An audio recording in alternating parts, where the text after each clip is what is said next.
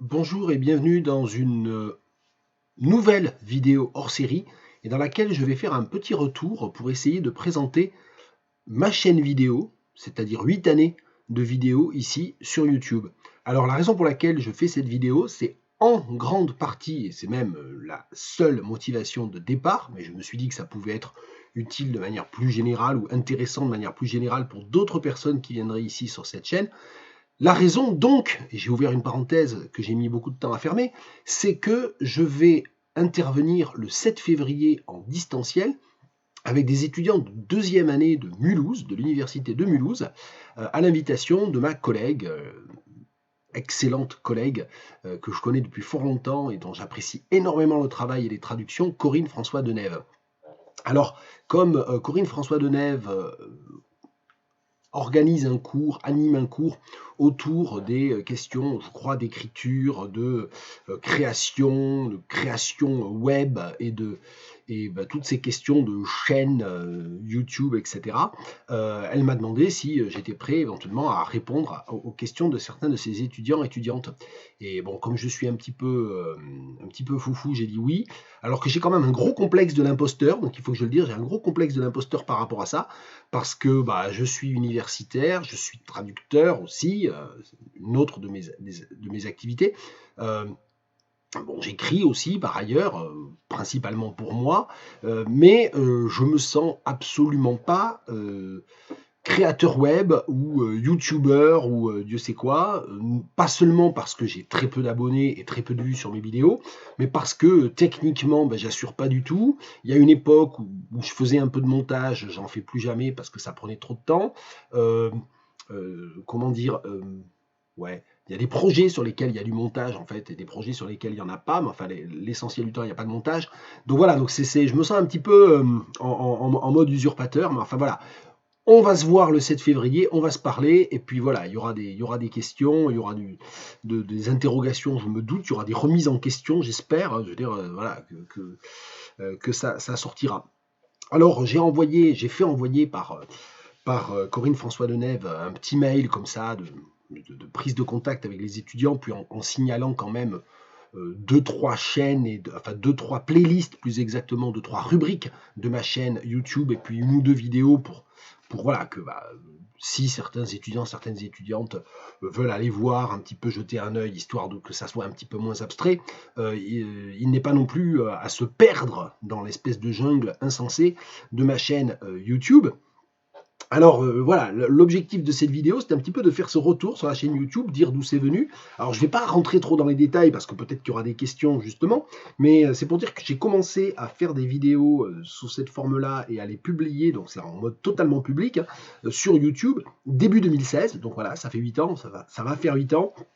Ça avait commencé avec deux vidéos sur Zola, en fait, puis bon, le projet n'a pas vraiment démarré. Je me suis mis à faire autre chose qui s'appelait que j'ai très vite appelé des traductions sans filet, c'est-à-dire des traductions improvisées.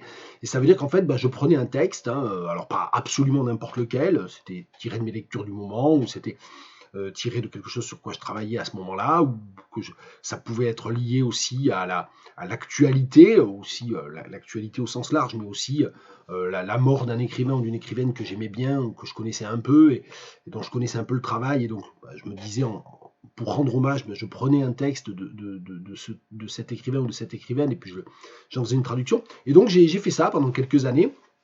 Et ça s'appelle traduction sans filet, et ça a été vraiment la matrice un petit peu de cette chaîne Tanner 45.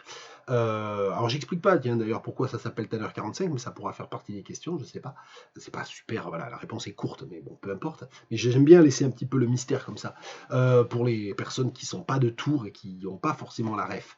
Euh, donc voilà, donc ça a été un peu la matrice, ces traductions sans filet. J'ai arrêté, je sais plus quand, mais en fait j'en ai vraiment fait à un rythme assez soutenu pendant 3-4 ans, jusqu'en 2019-2020. Après j'en ai encore fait 2-3, mais enfin c'était vraiment très éparpillé. Et puis là ça doit faire 2 ans que j'en ai pas fait du tout. Et donc il y a quand même 215 vidéos dans dans cette chaîne, donc c'est pour dire que je consacre beaucoup de temps à ça, trop certainement. Alors que bon, évidemment, je suis universitaire, ça veut dire que je corrige des copies, je prépare des cours, je fais des articles, je fais de la recherche, je lis beaucoup. Et puis je suis traducteur aussi un petit peu. Alors c'est pas une activité que je fais de manière très régulière ou très soutenue, mais enfin voilà, c'est aussi une activité. Et donc, toute cette activité vidéo, si je fais le retour et si on regarde un peu, même sans faire de montage, le temps de faire les vidéos, de les mettre en ligne, d'interagir un peu, de les promouvoir gentiment, sans rien payer sur les réseaux sociaux, c'est quand même des heures et des heures et des heures et des heures de travail, je sais pas. Est-ce que c'est du travail ou pas? Je suis pas sûr d'avoir la réponse. Donc voilà, donc ça c'est un peu le premier projet, c'était les traductions sans filet. Donc 215, hein, si je ne m'abuse. Alors si on va sur l'accueil de la chaîne, il aurait fallu que je fasse une incrustation, mais c'est toujours pareil, je suis nul, donc je le fais pas. Donc vous allez aller si on va sur Tanner 45 et qu'on reste pas sur accueil, mais qu'on va sur playlists, le mieux c'est de les trier par dernière vidéo ajoutée, parce que comme ça on a alors ça s'appelle playlist sur YouTube. Moi j'ai envie de parler de rubrique ou de catégorie, mais bon, peu importe. Moi le franglais me gêne pas. Je suis maître de conférence en littératures anglophones et je suis angliciste, donc euh, le franglais n'est pas un sujet pour moi, mais bon, peu importe. Donc, si on regarde un peu ces rubriques, avec les dernières vidéos ajoutées, ça fait apparaître les rubriques actives, c'est-à-dire celles dans lesquelles il se passe quelque chose, dans lesquelles j'ai publié récemment.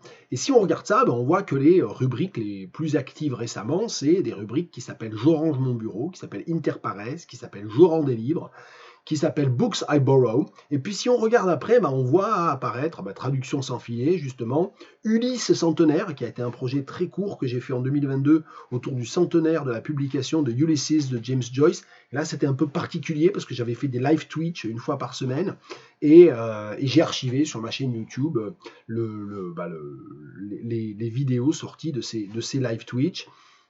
Bon, après, il y a alors, c'est une chaîne principalement de critique littéraire, on va dire, hein, en schématisant, et toutes les catégories que j'ai citées jusque-là sont des vidéos ou des catégories répertoriant des vidéos de critique littéraire. Alors de critique littéraire, alors ça aussi, ça peut faire l'objet d'une question, c'est qu'est-ce que c'est la critique littéraire sur YouTube en général, et qu'est-ce que c'est la critique littéraire que moi je pratique sur YouTube. Et ça n'est ni la critique littéraire, on va dire journalistique, parce que c'est totalement improvisé, et ça n'est pas non plus la critique littéraire universitaire, hein, académique, hein, comme on pourrait dire là encore par un effet de franglais. C'est quelque chose qui est entre les deux, parce que mon maître mot, du fait que c'est déjà très chronophage et que j'y consacre déjà beaucoup de temps, c'est l'improvisation. Donc c'est de la critique littéraire improvisée. Alors improvisée, qu'est-ce que ça veut dire? On pourra en reparler éventuellement. Donc on a ces différentes rubriques qui relèvent de la critique littéraire parmi les rubriques actives, c'est-à-dire celles dans lesquelles je fais encore régulièrement des vidéos. Je range mon bureau, Interpares, je rends des livres, Books I Borrow. Et puis, Ulysse Centenaire, je vous l'ai dit, c'était déjà un projet ponctuel qui a eu lieu pendant quelques mois en 2022. Il est clos. Il y a d'autres projets qui ont été des projets ponctuels, qui sont clos, hein, que je ne rouvrirai pas. Il y a un projet qui s'appelle 29 contemporaines, ça c'était en février 2020. J'avais décidé chaque jour de faire une petite vidéo très courte pour mettre en avant une écrivaine de langue française vivante. Et donc toujours, il y a une des idées, moi, qui est devenue de plus en plus importante et qui n'était pas là au départ, qui était de lutter contre l'invisibilisation des autrices, hein, des écrivaines. Et donc, j'ai fait ça notamment en 2020, 29 contemporaines, histoire de dire, il y a plein de gens qui continuent à dire, alors de moins en moins quand même, heureusement, ah oui, mais il n'y a pas de parité dans les programmes, il n'y a pas de parité dans les corpus, parce que jusqu'à il n'y a pas si longtemps, les grands écrivains, c'était presque tous des hommes. Alors, ce qui est en grande partie faux, il y a des personnes très sérieuses qui travaillent sur ces différentes questions d'invisibilisation des autrices et qui font remonter le fait qu'au 19e siècle, au 18e siècle, il y avait un très grand nombre d'autrices qui ne sont pas passées à la postérité et pas principalement pour des questions de qualité littéraire comme on l'entend souvent. Bon, peu importe, là je suis déjà en train de faire un cours, c'est pas l'objectif. On pourra aussi parler de ça. Est-ce que ce que je fais en vidéo, ça croise plus ou moins mon métier d'enseignant-chercheur? La réponse c'est oui et non, je le dis déjà. Mais vous voyez que c'est pas une réponse, donc peut-être que vous voudriez que je botte pas en touche. Donc les 29 contemporaines, c'était ça. Il y avait un objectif de désinvisibilisation. J'ai fait une série de vidéos aussi sur une écrivaine américaine très importante qui est Gertrude Stein. Ça s'appelait Je la lis Gertrude Stein. C'était dans le cadre d'un challenge sur les réseaux sociaux. Je la lis pour mettre en avant justement des écrivaines. Donc moi j'avais choisi Gertrude Stein. Alors c'était un peu un non-choix, parce que Gertrude Stein, elle n'est pas invisibilisée du tout, c'est une figure très importante, vous en avez peut-être jamais entendu parler, c'est pas grave, mais c'est une écrivaine moderniste américaine de la première moitié du XXe siècle, assez reconnue, assez identifiée, que moi j'ai pas eu besoin d'aller gratter dans les archives pour aller la faire émerger. C'est quelqu'un qui est venu vers moi en quelque sorte pendant mes études oui, quand j'avais la vingtaine, on va dire. Donc voilà, j'avais fait cette série de vidéos sur Gertrude Stein. Et puis parmi les projets clos que vous pouvez voir, que vous pouvez trouver sur la page d'accueil des playlists, des catégories de la chaîne, il y a un autre projet clos qui est le challenge 19e. Là encore, c'était un challenge sur les réseaux sociaux, sur Twitter. Et là, l'idée, c'était en 31 jours d'aller parler de 31 poètes du 19e siècle. Et là encore, j'ai essayé de faire émerger un maximum de poètes femmes, et ça n'a pas été très facile, j'avoue, parce que je me suis posé comme contrainte de prendre des livres réels, des livres de ma bibliothèque, et pas d'aller chercher sur le web, quoi. Donc je me suis rendu compte à cette occasion-là que ma bibliothèque de poésie, et en particulier de poésie un peu ancienne, hein, on va dire antérieure à la seconde moitié du XXe siècle, elle était très très très masculine, parce que je suis le produit d'une culture, d'une éducation qui est dans cette invisibilisation patriarcale. Bon, donc il y a ce projet-là. Et puis enfin un dernier projet qui lui n'est pas achevé, il est interrompu depuis très longtemps, on va dire ça comme ça, c'est le projet Pinger. Donc si vous voyez passer ça, et c'est les vidéos peut-être dont je suis le plus fier en tant qu'universitaire, paradoxalement, alors que l'auteur dont il est question, Robert Pinger, n'est pas du tout dans mon champ de spécialité, je ne me suis pas présenté, mais je suis, voilà, ça se trouve sur Internet facilement, mais voilà, je m'appelle Guillaume Singal, je suis universitaire spécialiste des littératures africaines anglophones, et plus généralement de théorie postcoloniale et des littératures postcoloniales. Bon, Robert Pinger, c'est un écrivain français du XXe siècle, alors franco-suisse du XXe siècle, appartenant, c'est une catégorie qui n'a pas grand sens, mais peu importe, au nouveau roman, et c'est un écrivain que j'aime énormément et que j'ai énormément lu depuis la fin de l'adolescence, on va dire. Et donc j'ai eu envie de consacrer une série de vidéos à l'œuvre de Robert Pinger au moment du centenaire de sa naissance, donc qui est tombé en 2019, et donc j'avais commencé ces vidéos en 2018, et le projet c'était de relire de manière chronologique la totalité des livres de Pinger et de faire à chaque fois une vidéo monothématique sur chacun des livres.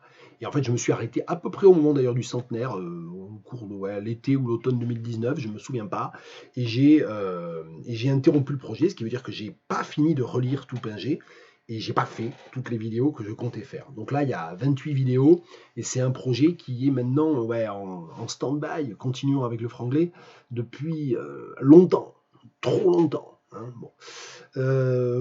Bon voilà, donc c'est pour vous dire un petit peu tout ce qu'on peut trouver sur ma chaîne. En tout, je ne sais pas combien de vidéos ça fait, parce qu'il y a vous vous dites peut-être, si vous êtes vraiment allé regarder de près, il y a 2-3 séries, playlists, etc. dont je ne parle pas, qui peuvent être qui peuvent être des choses plus créatives, qui n'ont pas grand-chose à voir avec avec ce que Gilles Bonnet appelle la littératube, l'écriture numérique, enfin, ouais, avec la critique littéraire sur YouTube, mais qui relève plus de l'écriture numérique, justement. Il y a des séries qui s'appellent H+, Cyclable, qui sont plus, voilà, qui relèvent plus, en fait, de la création par vidéo. Bon. Donc voilà un petit peu tout ce qu'on trouve sur ma chaîne Tanner45. Et pour terminer, en fait, les catégories qui sont encore vivantes, c'est-à-dire qui sont dynamiques, dans lesquelles je continue à alimenter, il y a Je range mon bureau. Et le principe de Je range mon bureau, c'est que régulièrement, je fais des vidéos dans lesquelles je parle de tous les livres que j'ai lus depuis la précédente vidéo. Ça, c'est le principe, hein, mais il est rarement totalement respecté. Mais ça veut dire qu'en fait, il n'y a presque aucun livre que je possède, que je range sur les étagères sans en avoir parlé dans une vidéo. Alors c'est extrêmement compliqué à tenir, hein, ça a l'air très simple comme ça, mais c'est compliqué à tenir, et c'est toujours sur le mode de l'improvisation. Une autre série que j'ai commencé presque à la même époque, en 2017, je crois, c'est une série qui s'appelle Je rends des livres, dans laquelle je fais la même chose, mais pour les livres empruntés à la BU. Alors celle-là, elle est beaucoup moins rigoureuse, en ce sens où ça m'arrive très souvent d'emprunter des livres, de les rendre à la BU sans faire de vidéo. Donc il y a là 49 vidéos, je crois, dans Je rends des livres, et qui ne permettent pas d'avoir une vision vraiment exhaustive de tout ce que j'ai pu lire et emprunter en BU, à la BU de Tours, à la BU des Tanneurs, le site Tanneurs, où se trouve la faculté de lettres et langues, où je travaille. Donc ça, c'est une autre série qui est encore là autour de garder trace de ce que je lis ou de ce que j'ai lu et des avis que j'ai pu en avoir à chaud ou presque à chaud. Donc il y a une série un peu équivalente à Je rends des livres, qui est Books I Borrow, qui est en anglais, que généralement je fais en anglais d'ailleurs, dans laquelle je fais une vidéo au moment où j'emprunte des livres. Alors celle-là, elle est vraiment très rare, j'ai fait très peu de vidéos dans cette catégorie-là, mais l'idée c'est en fait, j'emprunte des livres, et puis je fais tout de suite une vidéo pour expliquer pourquoi j'ai emprunté ces livres avant de les avoir lus. J'explique pourquoi j'emprunte ça, dans quel contexte, pour mon travail, pour mon intérêt personnel, pour tel ou tel projet, et puis j'en parle avant même de les avoir lus, donc en parlant de mes attentes, du contexte, mais en ne parlant pas des livres eux-mêmes. Ce qui est une autre manière de réfléchir à la littérature en général, et puis à la lecture, parce que je ne lis pas que de la littérature ou de la théorie littéraire. Et là, enfin, la dernière chaîne sur laquelle je veux insister, c'est Interpares, dans laquelle j'ai décidé, alors c'est un peu une sorte de surjon, enfin, ou de point de, enfin, ça part de Je range mon bureau, Interpares. C'est quelque chose que j'ai commencé en 2020, j'en ai fait plein en fin 2020, puis j'ai arrêté, et là je me suis dit en 2024 que j'allais peut-être essayer de reprendre, et j'en ai fait une. Bon, on va voir si ça marche. C'est une catégorie qui n'a pas beaucoup de succès, j'avoue, donc il y a beaucoup moins de vues et beaucoup moins de réactions et d'échanges intellectuels que pour certaines des autres rubriques, donc c'est vrai que ça n'encourage pas tellement à poursuivre. Mais Interpares, l'idée, moi, me plaît bien, en fait, c'est que je prends un livre que je viens de lire, et je le compare, ouais, je le compare, allez, on va dire. Après tout, hein,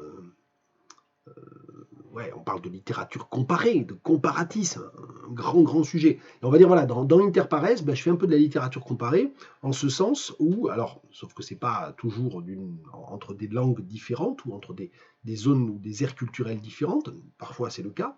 Je prends un livre que je viens de lire, je parle de ce livre, et je le compare, je fais émerger des textes que j'ai lus il y a beaucoup plus longtemps, et qui sont en fait dans ma bibliothèque, et donc j'essaie sinon de créer un dialogue, mais du moins de lancer un dialogue possible, ou d'évoquer les conditions éventuelles d'émergence d'un dialogue entre ce livre que je viens de lire et des livres que j'ai lus il y a plus longtemps. Et donc voilà, c'est un petit peu un dialogue de bibliothèque aussi, quoi. Voilà, bon. Vous l'avez remarqué, la plupart de ces vidéos, alors pas celles de traduction sans filet, qui sont un peu à part, mais la plupart de ces vidéos, je les tourne dans mon bureau chez moi. Alors je rends des livres, non, c'est dans mon bureau à la fac, mais c'est chez moi, donc là, je suis à mon bureau de travail, coincé entre 14 000 étagères sur lesquelles il y a plein de bouquins partout.